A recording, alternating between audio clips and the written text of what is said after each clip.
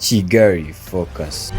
Twongeye kubaha ikaze wo gukurikira ibiganiro bya Kigali Focus. Uyu ni umwanya w'amakuru agezweho hano iwacu, iwanyu ndetse n'andi yose avugwa mu mpande zose z'isi. Naho mu yandi makuru, umutwe witwaje intwaro wa M23 uherutse gufata umujyi wa Goma mu ntara ya Kivu y'Amajyaruguru muri Repubulika ya Demokarasi ya Kongo, wongeye gutitiza amahanga ubwo werekanaga ibikoresho byose byahoze ari ibya FARDC birimo indege y'intambara yazanywe na leta ya Kongo iri mu bwoko bwa Sukhoi 25. Si ibyo gusa kuko iyi ndege n'izindi ntwaro nyinshi zirimo izo mu bwoko bwa Katyusha, BM21 n'izindi nyinshi z'imisada M23 yazifatiye mu kibuga cy'indege cya Goma aho zari zishinze.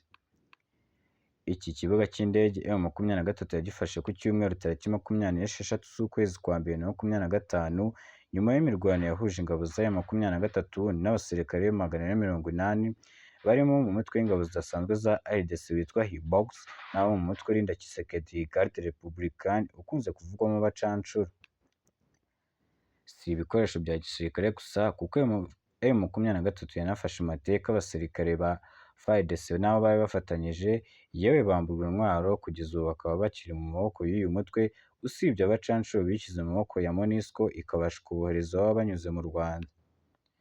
Mu mashusho yafashwe n'urwego rw'igihugu rw'itangazamakuru RBA yerekana Sukhoi 25 ya FARDC, kajugujugu za gisirikare n'ibibunda bya FARDC biri ku kibuga cy'indege cya Goma ubu kiri kugenzurwa na M23.